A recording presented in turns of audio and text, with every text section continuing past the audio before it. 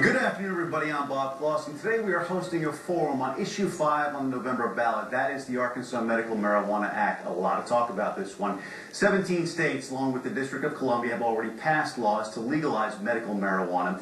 If the initiative passes here, Arkansas would become the first southern state to do so. A lot is on the line for a lot of sides. This act would make the medical use of marijuana legal under Arkansas state law. It would also establish a system for the distribution of marijuana for qualifying patients through nonprofit dispensaries. Joining us now, a host of people for our discussion. Jerry Cox from the Family Council is here. Larry Page with the Arkansas Faith and Ethics Council, who both oppose legalizing medical marijuana in the natural state. Also, we have David Couch and Melissa Foltz from Arkansas for Compassionate Care, the group pushing to get this passed. Thank you all for joining us. Thank you. This is a topic that has been discussed in many homes throughout the state and many medical facilities as well. Hopefully we can get down to the bottom of some of this without dazing and confusing many of our viewers. And if you don't know that reference, then probably you want to tune into this. But we want to make this as fair as possible, so we picked, we had a couple of cards, for and against, and we picked one of those. 4 came out first to begin our discussion. We want to open it up. You guys will have 60 seconds to make the argument for the use of medical marijuana and why folks out there should vote for it.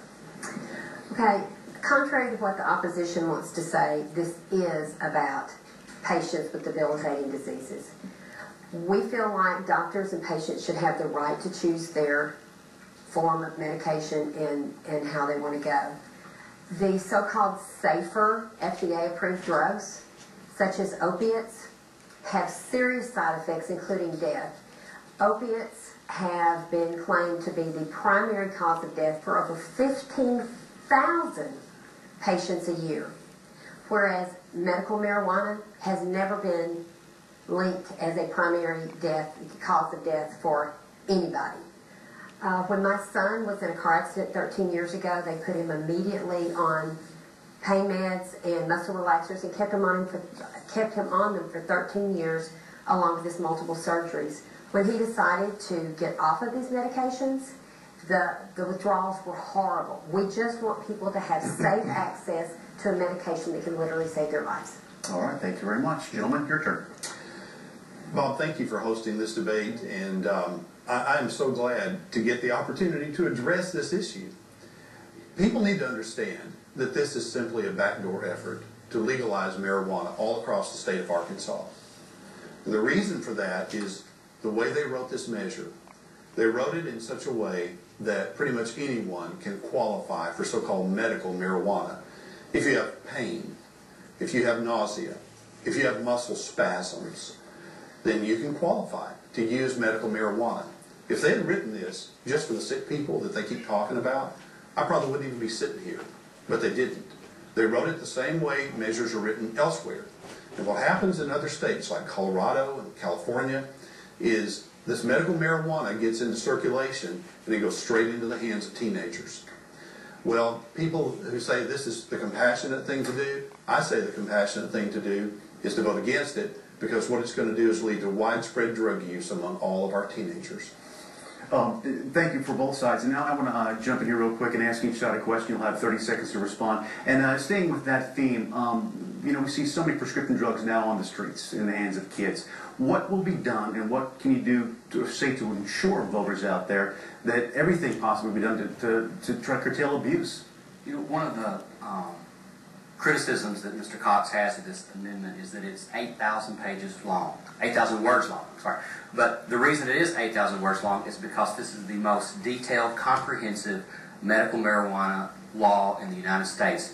We talk about Colorado, we talk about California. What we modeled ours is after New Mexico and Maine. If you look at those two states and what they've done, you'll see that this, in fact, doesn't allow it to get into the hands of teens. All right, gentlemen, I pose this question to both of you, either one of you. You have a family member, a child, who is injured in perhaps a vehicle accident, and the doctors tell you that the only possible relief they can get from some pain is the use of medical marijuana, and it is not legal. Would you do, as a parent, would you do anything in your power to make sure that you ease your child's pain? Well, through the use of it? I would have to accept the premise of the question to say yes, and I don't believe medical marijuana would be the only benefit. I would seek out another doctor. I would get another opinion and make sure that the science is good. What about the science, though, that exists today that says that this is beneficial. Well, let me address that too. The American Medical Association has already answered that question. The largest doctor organization in the world says that marijuana needs to be rescheduled. It needs to be treated the same way we treat the poppy plant, from which we get pain relievers. If these folks want to have this be a prescription drug, which it's not, they're not going to require a prescription, then they need to go that route, the way the doctors say it ought to be done. If you notice, the doctors are not out promoting this, and there's a reason. That's another issue too, over the argument over dispensaries and pharmacies. We'll see if we can get into that in a minute. We are well underway. Next up, the Q&A continues, but this time each side gets to ask their own questions. Stay with us.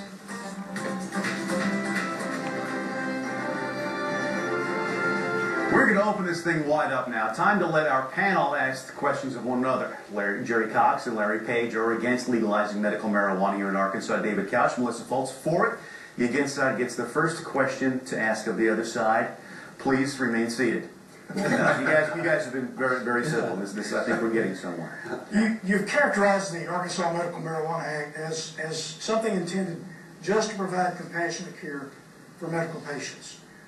Yet in spite of that, the Washington, D.C. group, the Marijuana Policy Project, that has funded your effort at the tune of about 90% and will continue to fund it, as I understand, reveals on their website mission and vision statement that their objective is the full legalization of marijuana for recreational use. I wonder how you can credibly say this is just about medical patients when you're essentially being used by a group that seeks the full legalization of marijuana. Sure. First, very easily. First of all, if you read the 8,000 words in this act, it has nothing to do with the full legalization of marijuana. If the Marijuana Policy Project or some other organization wants to try to do that in this state or some other state in the future, they have that right to do that. But as far as the voters of the state of Arkansas are concerned, you have to look at the measure in front of them right now. All right. Question? Okay. I'm going to ask the same question that you did a minute ago in a little bit different way because I don't think they really answered it.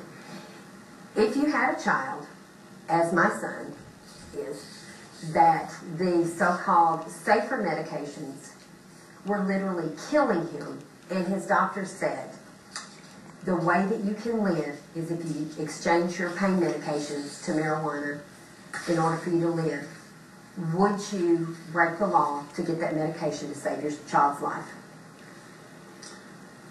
Well, again, that's a hypothetical question that has a premise built in that I can't accept because I just have to believe there are better ways. And if there weren't, then groups like the American Medical Association, the American Cancer Society, the FDA would have, if not embraced this, at least allowed it and permitted it. And they have not because I think they know the science isn't right on this yet. Is there an argument too, and I'm going to jump in here real quick, an argument too over the form of the medical marijuana? Because I know there's a pill form available, correct? And then there's, of course, the customary form. Marinol, and Marinol is a synthetic marijuana, so it's not exactly the same. A British company has just invented a drug called Sativex. It is real marijuana, and it's being studied by the FDA. 7 countries have approved it. It's a mouth spray. You get the same ingredients of marijuana without the high and without the respiratory issues. And it looks very, very promising. But the problem is, proponents of medical marijuana want to smoke it. Not necessarily. Real quick, I will let them answer real quick. My son does not smoke it. He uses it in edibles. He also has a tincture that he sprays under his tongue. You do not have to smoke it. If you eat it, you don't get the head high. Your body relaxes. It relaxes the muscles. Okay. And it allows I didn't want to derail real quick. Just hang tight. Measure not written. Hang tight. We'll get to that when we come back right after the break. We're also going to take your questions.